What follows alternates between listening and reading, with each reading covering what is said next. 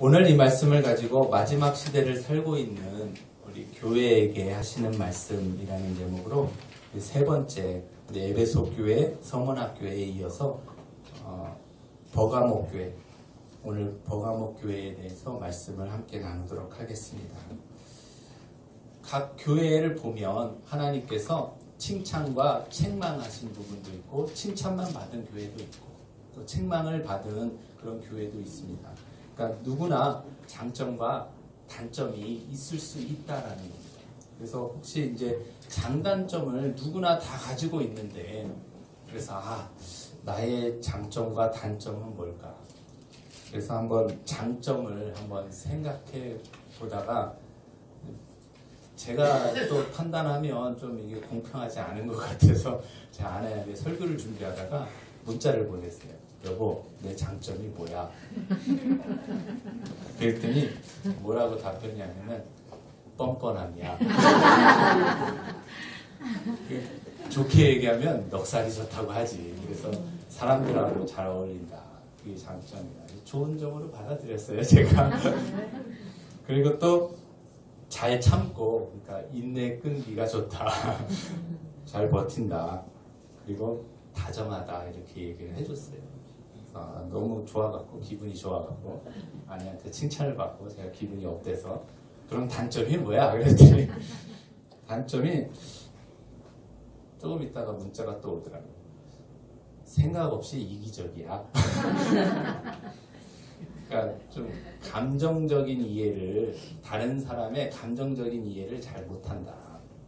그러니까 그렇게 이야기를 했습니다. 그리고 사람들을 너무 의식한다. 또 없어? 그랬더니 한참 있다 또 사람을 너무 의식해.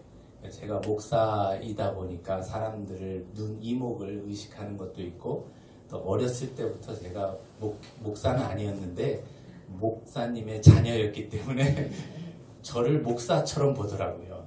저는 목사가 아니었는데 이렇게 해서 그 사람을 의식하는 게 몸에 배어 있어서 어렸을 때부터 그래서 그런다라고 얘기합니다. 그리고 그랬더니 또 없어? 그랬더니 그 외에는 별로 없는 것 같은데 그래서 이 정도면 사람이 참 괜찮은 사람이구나 자만하고 있을 찰나에 있다 그러면서 여보는 참 우유부단해. 그러면서 또 자존감이 너무 높은 것도 아마 단점일 거야. 그러면서 자존감이 너무 높기 때문에 뭔가 다른 사람을 조금 그런 게 단점이 될 수 있다. 이렇게 얘기를 해주더라고요. 하나님께서도 우리를 평가하실 때 잘하는 부분도 있고 못하는 부분도 있을 수 있는 겁니다. 누구나 저뿐만 아니라 여기 계신 모든 분들도 잘하시는 부분이 있고 못하시는 부분도 있다라는 겁니다.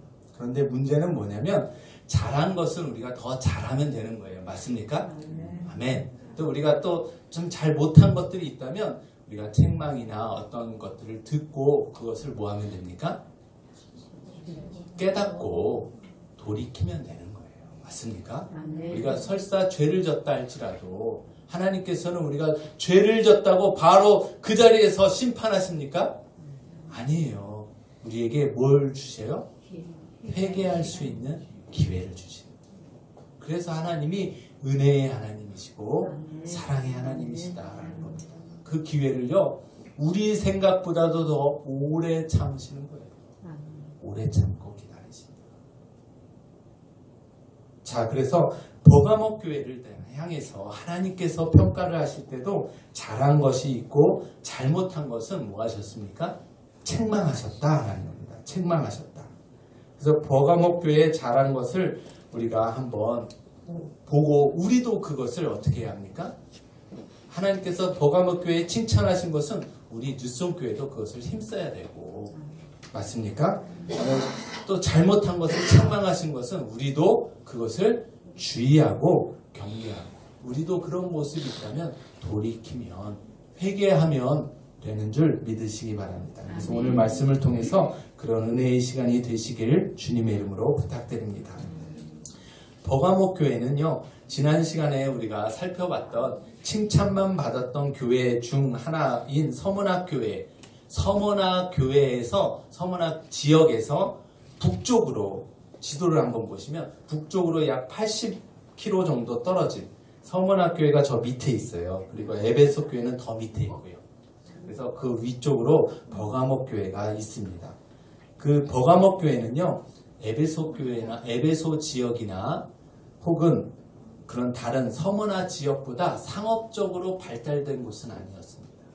그런데 버가모는 정치, 종교적으로 중요한 도시였습니다. 버가모는요,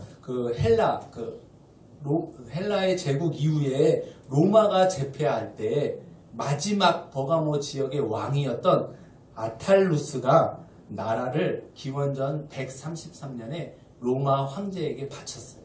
그러니까 항복하고 바친 겁니다. 그래서 바쳤고 그 이후에 로마는 그 속주 아시아 지역을 속주 아시아를 다스리는 수도를 어디로 삼았냐면 이 버가모로 삼았습니다. 그래서 로마의 수도가 되는, 그러니까 로마의 원래 수도가 아니라 그 아시아 지역의 수도가 되는 그런 곳이었습니다. 그래서 버가모는요, 로마의 아시아 지역 수도였기 때문에 황제 숭배를 공개적으로 지지한 아시아 속주에서 가장 첫 번째 도시가 되었습니다. 최초의 도시가 되었다라는 겁니다. 우리 사진을 한번 보시면 한마디로 버가모는요, 황제 숭배, 이것이 황제를 숭배하고 황제에게 제사를 드렸던 그 유적 신전이 있는 그곳입니다. 성행했던 곳이 바로 버가모 지역이었다라는 겁니다. 우리가 잘 아시다시피 어떻습니까? 로마와 중세 그 로만 카톨릭은 결국 종교와 정치가 결탁되어서 부패하게 되었잖아요. 부패하게 되었고 초기 기독교에도 그러니까 결국은 뭐예요? 로마의 황제 숭배를 하라고 해서 버가모 지역에 그 사람들을 교회를 핍박하는 그러한 역할을 한 것이 로마였다는 겁니다. 그래서 버가모에도 성경에 보면 요한계시록의 최초의 순교자로 기록되는 사람이 안디바가 등장하고 있습니다. 그래서 사탄은 이 로마를 통해서 뭐예요? 기독교를 핍박하고 그다음에 황제 숭배를 하게 하는 혼합시키는 그러한 작전을 피웠다라는 겁니다. 자, 여기서 우리가 발견할 수 있는 사탄의 전략이 있습니다. 그게 뭡니까? 사탄의 공략은요, 중요한 것부터 공략한다는 거예요. 의미가 있는 것, 중요한 것. 여기 본문에도 보면, 오늘 말씀에도 보면 정치적인 수도를 가장 먼저 뭐하는 도시로 만들었어요? 황제를 숭배하는 도시로 만든 거예요. 맞습니까? 가장 먼저 거기를 공략했다라는 겁니다. 이러한 사탄의 전략은요, 오늘날까지도 이어져 오고 있습니다. 변함없이 이어져 오고 있습니다. 여러분들 우리나라에서도요, 동성애를 퍼뜨리기 위해서 가장 먼저 택한 도시가 어디입니까? 우리나라 수도인 서울이에요. 서울 한복판에서 뭘 합니까? 퀴어 축제라고 하는데 그건 영어로는 게이 퍼레이드입니다. 그러한 일들을 해마다 하는 거예요. 여러분들 예전에 우리가 서울시장에 이제 이명박 시장이 서울의 시장이 되었을 때 그때 취임사에서 뭐라고 얘기했습니까? 서울시를 하나님 앞에 드립니다. 이렇게 얘기하니까 난리가 났었잖아요. 막 벌떼처럼 일어나서 얼마나 난리 먹어지를 피웠습니까? 그게 상징적인 굉장히 중요한 의미들이 있다는 겁니다. 그런데 지금 대한민국 수도인 서울 한복판에서 해마다 어떤 일들이 벌어집니까? 동성애가 그게 축제라고 그것들을 벌이고 있습니다. 나라에 어떤 큰 일만 있으면 우리나라 어떻습니까? 분향소를 차려놓고 거기에 분향을 하고 귀신 죽은 영혼들에게 분향을 하고 그러한 일들을 하나님이 기뻐하시지 않는다. 그런데 우리는 이런 것들을 분별할 줄 알아야 합니다. 분별할 줄 알고 우리가 그런 것들에 참여하거나 동참해서는 안 됩니다. 뿐만 아니라 성경은요, 악을 행하지 않고 내가 참여하지만 않으면 괜찮다라고 말하는 것을 넘어서 성경은 뭐예요? 악을 미워하고 대적하라라고 선한 싸움을 용납하지 말고 지켜내는, 믿음과 신앙을 지켜내는 선한 싸움을 싸워내라라고 주님은 우리에게 당부하고 계시는 겁니다. 왜요? 안 그러면 계속해서 그들이 우리를 엄습하고 공격하기 때문에, 그런 영적인 공격들이 있기 때문에 그렇습니다. 마지막 시대인 지금은요, 우리가 진리를 지키기 위해서 적극적으로 악을 미워하고 선을 지키는 싸움을 해야 되는 줄 믿으시기 바랍니다. 오늘 본문의 말씀의 시작을 보면 12절에 보면 버가모 교회에게 교회 사자에게 편지하라 라고 하면서 이렇게 말씀하고 계십니다. 12절 한번 다시 읽어보겠습니다. 시작. 버가모 교회 사자에게 편지하라. 좌우에 날성검을 가지신 이가 이르시되. 아멘. 버가모 교회 사자에게 편지를 하는데, 편지하시는 분을 어떻게 소개하고 있습니까? 좌우에 날성검. 이 얘기는요, 좌우의 날성검은 two-edged, 그러니까 두 양쪽에 날이 있는 양날검이라는 거예요. 그 양날검을 들고 계신 이가 말씀하셨다라고 얘기하는 겁니다. 보통 검은요, 여러분들 한쪽에만 날이 있습니다. 그리고 위를 뭐라고 해요? 칼등이라고 하잖아요. 칼등. 그래서 어떤 영화 같은 데 보면 이 사람을 죽일 게 아니고 어떤 내가 그냥 탈출하거나 이런 것들을 하기 위해서, 기절시키기 위해서는 이 칼을 가진 사람이 칼등으로 그 사람을 때려요. 그러면 근데 맞고 기절하잖아요. 칼등으로 안 죽이려면 칼등으로 때립니다. 그런데 양날검을 들고 싸운다. 이 얘기는 무슨 얘기입니까? 죽이려고 작정했다라고. 맞습니까? 죽이려고 작정했다. 하나님이 죽이시기로 작정하셨다라는 겁니다. 이 얘기는요, 하나님이 심판하시기로 작정하셨다라는 겁니다. 작정하셨다. 여러분들, 이 악인에게는요, 하나님의 심판이 어떻습니까? 크고 두렵고 무서운 날이 되는 것. 그 날이 바로 진노가 임하는 그 날이 바로 하나님의 심판의 날이 악인에게는 크고 두려운 날인 것입니다. 그런데 우리 하나님의 사람들, 잘한 사람에게는 그 심판의 날이 어떤 날이라고 그랬어요? 보상과 위로와, 또 내가 그것을 붙들기 위해서 힘겹게 싸워냈던 사람에게는 뭐예요? 위로가, 또 보상이 주어져요. 억울하게 내가 당했고 그랬던 사람들에게 복수하시는, 하나님이 갚아주시는 그런 신원의 날이 된다라고 말씀을 드렸습니다. 자, 이 얘기는요, 양날검을 하나님이 들고 말씀하셨다. 이 얘기는요, 하나님이 심판하시기로 작정하셨다라는 얘기입니다. 자, 그래서 오늘 말씀을 통해서 알 수 있는 내용 중에 한 가지는, 첫 번째로 하나님은 심판하신다라는 겁니다. 하나님은 심판하신다. 요한계시록 19장 15절 말씀에도 한번 보시기 바랍니다. 요한계시록 19장 15절 다 같이 읽겠습니다. 시작. 그의 입에서 예리한 검이 나오니 그것으로 만국을 치겠고 친히 그들을 철장으로 다스리시며 또 친히 하나님의 곧 전능하신 이의 맹렬한 진노의 포도주 틀을 밟겠고. 자, 이 얘기는요, 요한계시록 19장 2의 말씀은 주님께서 마지막 지상 재림하시는 겁니다. 이제 어린 양의 혼인잔치를 신부들과 마치고 이제 이 땅에 재림하시는 거예요. 다시 오셔서 예수님이 심판하시는 장면인데, 그때도 뭘로 심판하신다고 그랬어요? 그 입에서 예리한 검이 나와서 만국을 심판하십니다. 그러면서 하나님의 이 심판은요, 악과 죄에 대한 심판은 맹렬한 진노의 심판이다 라고 성경은 기록하고 있는 것입니다. 자, 이사야서 11장 4절 말씀에도 보면 이미 이렇게 말씀하고 계십니다. 하나님께서 심판하실 때 어떤 장면이 나오는지 이사야서 11장 4절 말씀에도 한번 보도록 하겠습니다. 시작. 공의로 가난한 자를 심판하시며 정직으로 세상의 겸손한 자를 판단할 것이며 그 입의 막대기로 세상을 치며 그 입술의 기운으로 악인을 죽일 것이며. 아멘. 여기에서는 그 입의 막대기라고 표현이 되었고 또 그 입의 기운이다라고 표현이 되었습니다. 입의 기운 하면 여러분들 뭐가 생각나시는 게 있습니까? 우리가 전신갑주를 얘기할 때 성령의 검을 뭐라 그래요? 말씀의 검이라 그러잖아요. 말씀의. 그러니까 주님의 말씀으로 이 땅을 심판하시는 거예요. 그 말씀의 검으로 심판하시는 거다.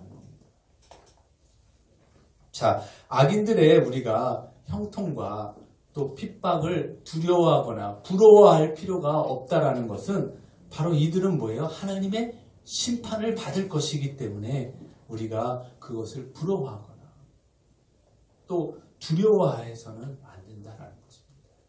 또 한 가지는 우리가 그뿐만 아니라 나는 괜찮아, 나는 안 했어 라고 하면서 악인들과 함께 있으면 돼요, 안 돼요? 안 된다라는 겁니다. 악인과 함께 있어서도 안 된다라는 거예요.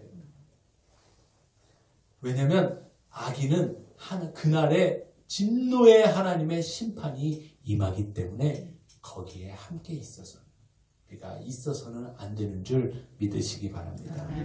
왜 하나님께서 양날검을 가지고 버가모 교회에게 편지하시는가, 말씀하시는가, 우리가 이것을 한 번 더 살펴보기 위해서 13절 말씀을 읽어보도록 하겠습니다. 13절 읽겠습니다. 시작. 내가 어디에 사는지 내가 아노니 거기는 사탄의 권자가 있는 데라. 내가 내 이름을 굳게 잡아서 내 충성된 증인 안디바가 너희 가운데 곧 사탄이 사는 곳에서 죽임을 당할 때에도 나를 믿는 믿음을 저버리지 아니하였도다. 아멘. 주님께서 말씀하실 때 버가모 교회가 있는 곳을 뭐라고 얘기하셨습니까? 사탄의 권자, 사탄의 보좌가 있는 곳이다 라고 말씀하십니다. 그 이유를 성경학자들은 이렇게 얘기합니다. 첫 번째로 거기에는 제우스 신전이 있었다. 그리고 또 두 번째로는 아스클레피오스 신전이 있었다 라고도 얘기합니다. 그런데 저는 이렇게 생각합니다. 세 번째로 거기에는 아구스도, 그러니까 로마 황제인 아구스도 황제를 숭배하기 위해서 봉헌되었던 신전이 있었다라는, 황제 숭배를 위한 신전이 있었다라는 겁니다.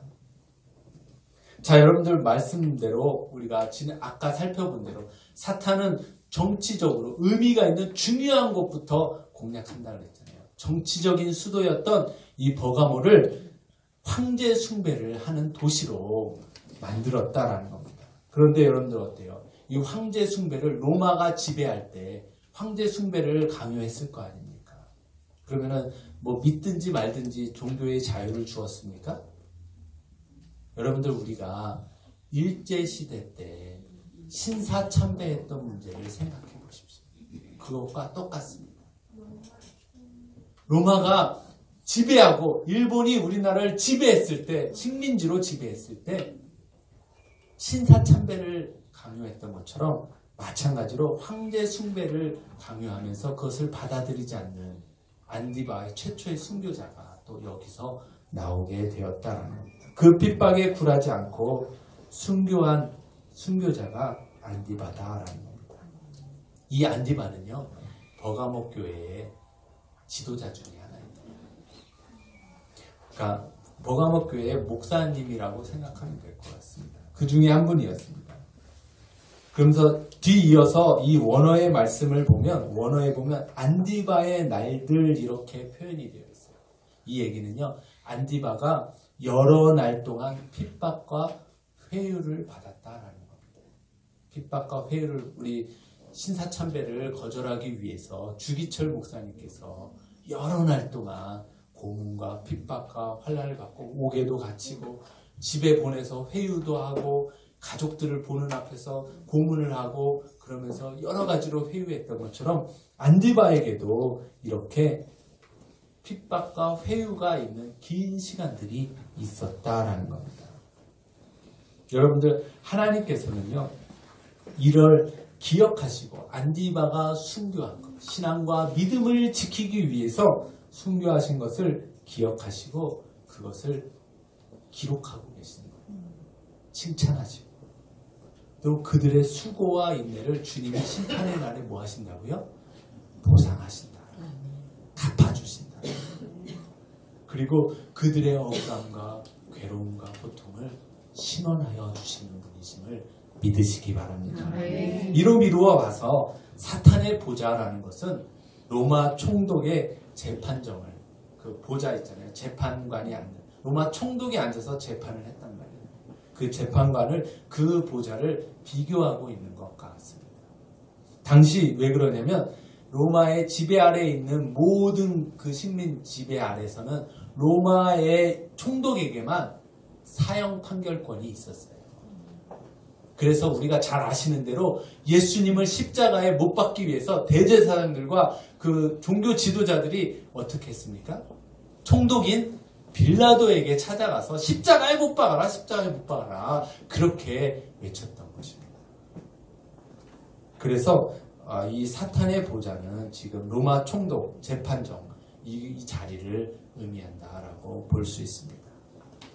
이 총독 재판정에는요, 상징적인 로마의 권위와 그 정의와 힘 이런 것들을 상징하는 칼이 걸려 있었어요. 근데 그 칼이 뭐냐면 양날검이었어요. 그 양날검이 걸려 있으면서 뭐예요? 칼 그런 거 딱 걸려 있으면 뭔가 위압감도 있고, 이제 나는 죽었구나 이런 마음도 있고, 그런 거죠. 권위와 보좌 이런 것들을 상징하는 칼이 걸려 있었는데 그것이 양날검이었다. 오늘 복음 말씀에 보면 이러한 배경과 사실을 잘 알고 계셨던 주님이 뭐라고 말씀하십니까? 내가 좌우의 날성검을 들고 편지한다 라고 말씀하시는 겁니다. 두 개의 칼이 나오는데 하나의 칼은 뭡니까? 온 우주 만물을 다스리시고 온 우주 만물을 심판하실 예수님의 좌우의 날성검이 나오는 거예요. 그리고 또 한 가지는 뭐예요? 사탄의 보좌인, 세상과 사탄의 보좌인 로마 총독의 양날검이 대조가 되고 있다라는 겁니다.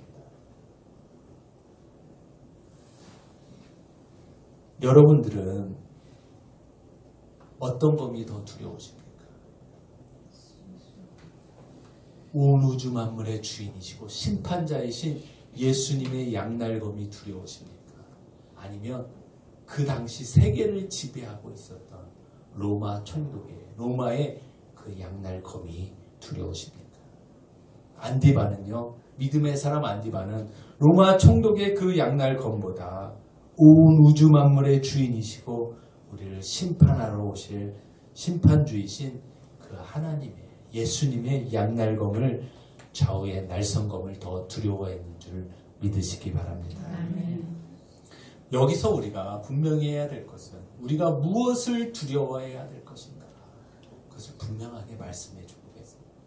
세상의 어떤 권위나 세상의 어떤 권력이나 힘이나 이런 것들을 우리가 두려워할 것이 아니라 온 우주 만물을 붙잡고 운행하시고 또 이후에 심판하러 이 땅에 오실, 우리를 구원하러 이 땅에 오실 주님의 그 양날검을 우리가 더 두려워해야 되는 줄 믿으시기 바랍니다.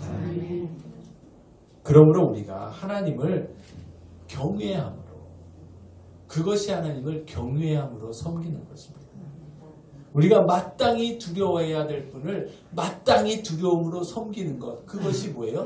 경외예요. 그래서 우리가 하나님을 섬길 때에는 우리는 하나님을 경외함으로 섬겨야 되는 줄 믿으시기 바랍니다. 하나님을 경외한다라는 것은요, 우리가 하나님을 경외한다면 우리는 다음 버가모 교회를 그 하나님께서 책망하시는 내용을 우리도 용납해서는 안 되는 것입니다. 왜냐하면 우리도 행하면 책망받기 때문에 하나님을 경외함으로 우리가 한번 두 가지, 우리 버가모 교회를 무엇으로 책망하셨는지를 한번 14절, 15절 말씀으로 살펴보도록 하겠습니다. 14절부터 천천히 읽어보도록 하겠습니다. 시작. 그러나 내게 두어 가지 책망할 것이 있나니 거기 내게 발람의 교훈을 지키는 자들이 있도다. 발람이 발락을 가르쳐 이스라엘 자손 앞에 걸림돌을 놓아 우상의 제물을 먹게 하였고 또 행음하게 하였느니라. 15절 말씀도 보겠습니다. 이와 같이 내게도 리골라 당의 교훈을 지키는 자들이 있느니라. 아멘. 여기서 보면 발람의 교훈과 니골라당의 교훈을 이와 같이 했으니까 발람의 교훈과 니골라당의 교훈이 거의 같은 그런 내용들이다라는 것을 볼 수 있습니다.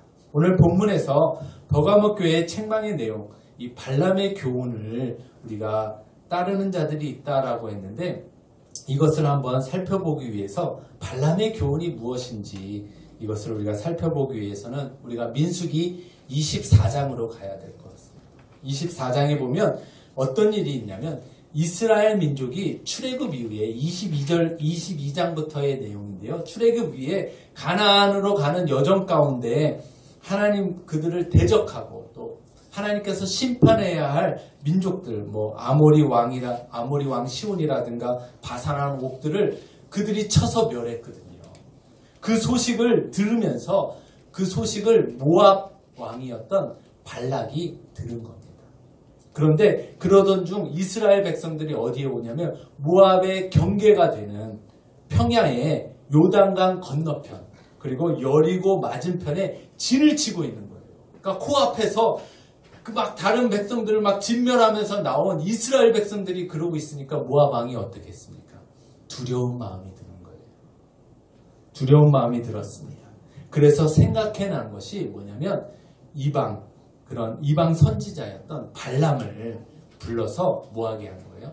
이스라엘을 저주해서 그들이 망하도록 저주하도록 그러니까 저주하는 미신을 걸라고 그런 주술을 하라고 발람을 부르는 겁니다. 그걸 부르러 갔는데 민수기 22장 12절 말씀에 보면 하나님이 이를 허락하시지 않으셨어요. 뭐라고 얘기하시냐면 너는 그들과 함께 가지도 말고 그 백성을 저주하지도 말라. 그들은 복받은 자니라. 주님이 그렇게 말씀하셨어요. 그러자 이제 그렇게 해서 거절을 하자 더 높은 고관 대신들을 보내고 은금과 귀물들을 보내서 그들을 발람을 회유하는 거예요. 그래서 결국은 따라갔지만 너 입에 넣어주시는 말만 해라. 하나님께서 허락하셔서 따라갔지만 결국 막 그들을 보면서 이 산에서 막 하는데 저주를 하는 게 아니라 오히려 하나님이 주시는 말씀이니까 이스라엘을 축복하는 거예요. 축복하는 말만 하게 됩니다. 그러니까 또 저기 가서도 했는데 또 그러는 거예요. 이게 22장서부터 24장까지 내용입니다. 그리고 마지막 이스라엘 백성을 축복하고 발람과 발락이 24장 마지막 절에 보면 헤어졌더라라고 표현이 되어 있습니다. 그런데 25장에 가면 1절이 이렇게 시작하고 있습니다.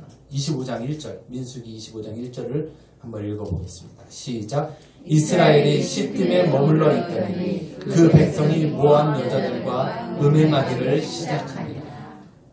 무슨 일이 벌어졌습니까? 이스라엘 백성이 모압 여인들과 음행하기를 시작했다.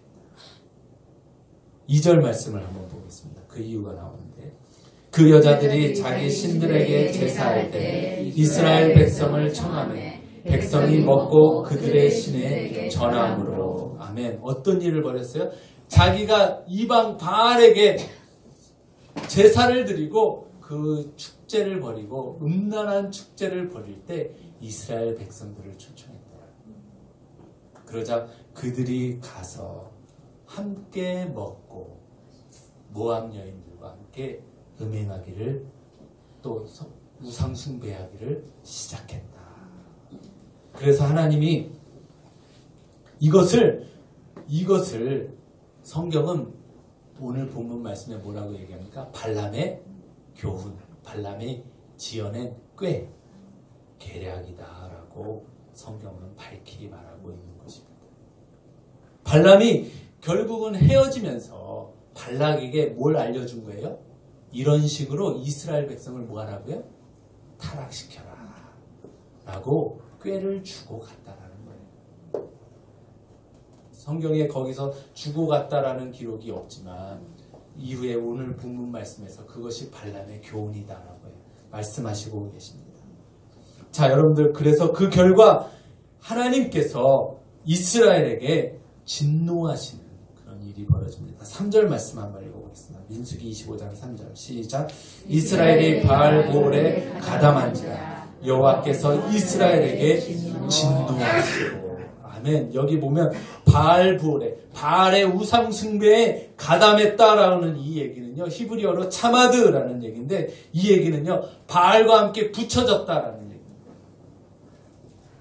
단순히 가담했고 단순히 함께 했을 뿐인데 하나님은 그것을 바알과 함께 그들이 묶여 있다라고 보셨다라는 거예요. 여러분들, 이게요, 우리가 우상 숭배하는 것이 간단한 어떤 문제가 아니다. 그 우상과 함께 우리가 뭐 하는 거예요? 묶여 있는 거예요. 여러분들, 거기에 묶여 있으면 어떻게 되겠습니까? 하나님의 진노하시는 그날에, 진노의 칼이 임하는 그날에 함께 멸망할 수밖에 없다라는 거예요. 맞습니까? 여러분들, 이런 발람의 계략이 오늘날에는 없을까요? 오늘날에는 이런 발람의, 사탄의 계략이 발람을 통해 이런 계략이 없을까요? 한국교회뿐만 아니라 전 세계 기독교 가운데 이런 발람의 계략이 역사하고 있습니다. 그게 뭡니까? 지금 모압 여인들이 어떻게 했어요? 자기의 이방 종교에 이스라엘 하나님을 섬기는 그들을 뭐 했어요? 초청했어요. 끌어들인 거예요. 마찬가지로 오늘날 종교 통합이라는 이유로 이방 종교, 우상 종교와 기독교가 하나가 되려고 하자. 하나 되자. 우리가 일치하자. 여러분들, 이것이 가능할까요? 그들에게 묶이게 됩니다. 분명하게 말씀드립니다. 종교일치와 하나됨의 명목으로 그들이 하나 되자 정말 하나로 묶이게 됩니다. 무엇으로요? 바알 부올의 가담, 묶이게 된다는 거예요. 하나님이 가증히 여기시는 이방 종교와 혼합하고 하나가 되자, 이런 것들을 하는 게 WCC잖아요. 여러분들, 우리가 이것에 참여해서는 안 된다는 거죠. 하나님은 이것을 미워하실 뿐 아니라 가증히 여기시며 진노의 칼을 들고 심판하시는 줄 믿으시기 바랍니다. 16절 말씀 한번 보겠습니다. 16절 시작. 그러므로 회개하라. 그렇지 아니하면 내가 속히 가서 내 입의 검으로 그들과 싸우리라. 아멘. 하나님께서 뭐라고요? 그들과 내가 입의 검으로 싸우겠다. 여러분들, 하나님을 대적해서 싸우는 자리에 함께 있으면서 하나님 날 사랑하시죠? 라고 말할 수 있습니까? 없다라는 거예요. 하나님은 아니다. 거기서 나와라. 회개하고 돌이켜라 라고 말씀하시지, 그럼에도 불구하고 널 사랑한다라고 말씀하시지 않습니다. 우리가 분명하게 이것을 기억해야 되는 줄 믿으시기 바랍니다. 주님도 오늘 말씀에 세 번째로 뭐라고 말씀하십니까? 회개하라. 회개의 이 하나님이 우리에게 주시는 은혜입니다. 여러분들, 실수가 없는 사람이 누가 있습니까? 죄 안 지었던 사람이 어디 있고 죄를 안 짓는 사람이 어디 있습니까? 그런데 하나님은 우리에게 회개할 수 있고 돌이킬 수 있는 기회와 길을 열어놓으신 줄 믿으시기 바랍니다. 회개는요, 그래서 하나님께서 우리에게 주시는 은혜입니다. 유일한 회복의 길은요, 우리가 살 길은 뭐라는 거예요? 회개하고 돌아가는 거예요. 이 회개는요, 그저 뭐라는 거예요? 돌아서는 거예요.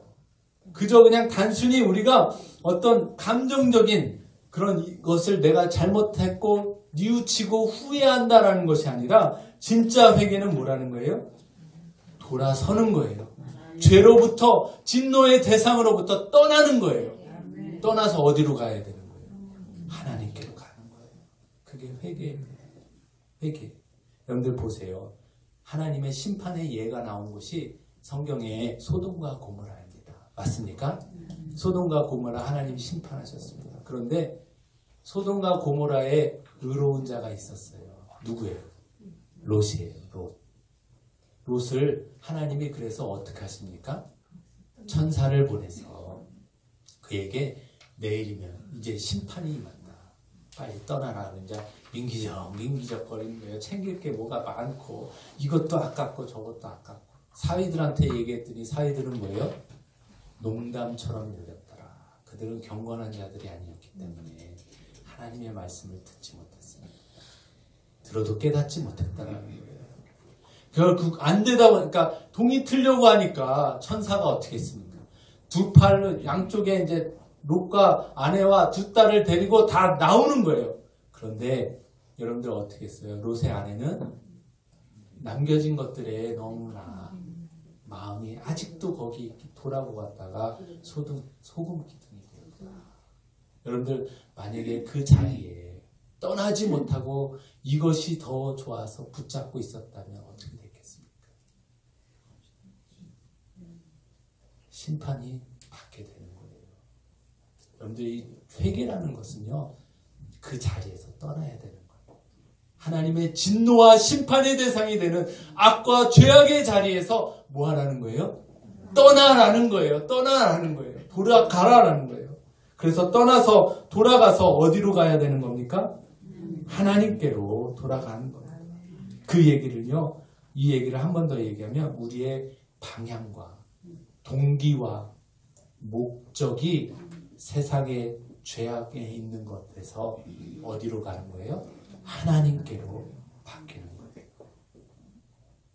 세상에서 성공하고 사람들에게 인정받고 싶고, 그래서 인정받고 싶고 나의 만족을 누리려고 했던 그 목적과 동기 가운데서 돌이켜서 이제는 나의 관심과 목적을 어디로 두는 거예요? 주님께로 두는 것. 그것이 우리의 회개입니다. 버가모 교회의 또 다른 책망 중 하나가 이 니골라당의 교훈이었습니다. 이 니골라당의 교훈은 우리가 지난번에도 말씀드렸던 것처럼 인본주의, 우리가 사람을 우선시하고 사람을 좋게 하는 것, 나의 것이 먼저이고, 이것이 바로 니골라당의 교훈이다라고 말씀을 드렸습니다. 우리 그리스도인들의 삶의 기준은요, 영원한 진리이신 하나님의 말씀이어야 합니다. 맞습니까? 아멘. 우리가 사람의 비유를 맞추려고 우리가 사는 것이 아니다라는 거예요. 우리는 하나님을 기쁘시게 하는 삶이어야 되는 것입니다. 우리 교회에서도 죄를 용납하고 묵인하면서 사랑하면서 사람을 악하다 하는 것을 우리가 용납하는 것은 잘못된 것입니다. 우리는 태도를 분명히 해야 됩니다. 이것을 잘 알았던 사도 바울은 갈라디아서 1장 10절 말씀에 이렇게 고백하고 있습니다. 다 같이 한번 읽겠습니다. 시작.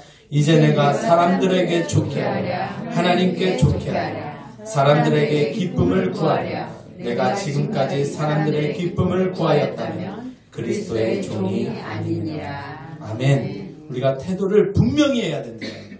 우리는 누구를 기쁘시게 해야 된다고요? 하나님을 기쁘시게 하는 거예요. 사람의 기쁨을 구하면 뭐라고요? 하나님의 종이 아니다. 여러분들 저한테 주시는 말씀입니다. 제가 여러분들이 아무리 사랑스러워도 잘못하고 있는 것이 있다면 책망해야 된다. 맞습니까? 아멘. 여러분들 눈치 보면서 제가 잘못된 것들을 용납하고 있어서는 안 된다라는 거예요. 자, 그렇다면 우리가 하나님의 기쁨을 구하며 이렇게 이기는 자, 끝까지 주님의 영광을 위해서 안디바처럼 견디고 또 끝까지 이기는 자에게 주시는 약속, 그것을 한번 살펴보고 마치도록 하겠습니다. 우리 17절 말씀을 한번 읽겠습니다. 마지막 절입니다. 시작. 귀 있는 자는 성령이 교회들에게 하시는 말씀을 들을지어다. 이기는 그에게는 내가 감추었던 만나를 주고 또 흰돌을 줄 터인데 그 돌 위에 새 이름을 기록한 것이 있나니 받는 자 밖에는 그 이름을 알 사람이 없느니라. 아멘. 첫 번째는 감추었던 만나다. 이 감추었다라는 단어의 뜻은 감추었다라는 의미도 있지만 원어에 보면 예비되었다, 저장되었다. 뭐예요?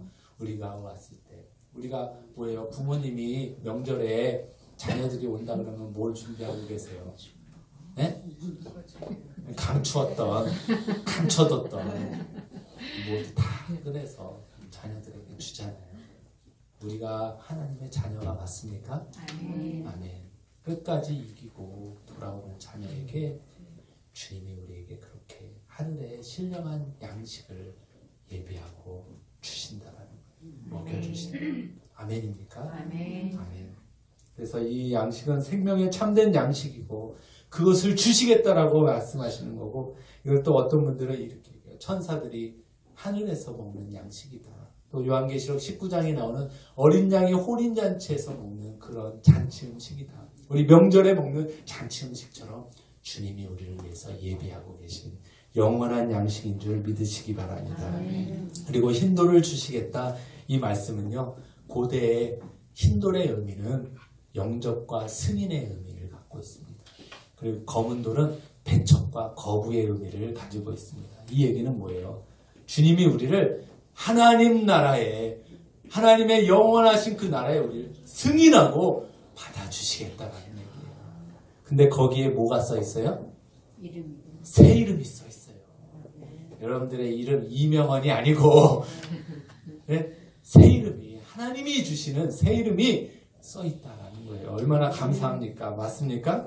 이게 이사야서 62장 2절 말씀에도 이 말씀이 있습니다. 시작. 이방 나라들이 내 공의를 무도왕이 다 내 영광을 볼 것이요 너는 여호와의 입으로 정하실 새 이름으로 일컬음이 될 것입니다. 아멘입니까? 아멘. 여러분들, 우리가 누가 이름을 붙여주십니까? 부모님이 이름 붙여주잖아요.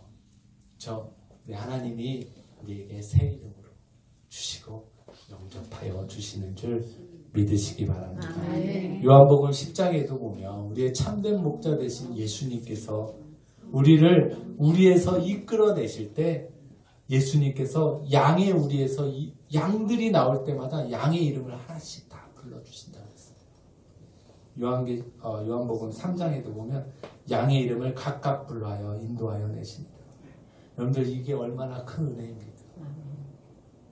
주님이 우리를 그렇게 불러주시고 맞아주시겠다라는 이 영원한 약속이 우리 가운데 있는 줄 믿으시기 바랍니다. 이 약속 붙들고, 지금은 우리가 조금 힘들고 어렵다 할지라도 주님의 말씀대로, 주님의 말씀 붙잡고 그 진리의 말씀을 지키며 끝까지 싸워서 승리할 수 있는 저와 여러분들 모두 다 되시길 주님의 이름으로 부탁드립니다. 기도하겠습니다.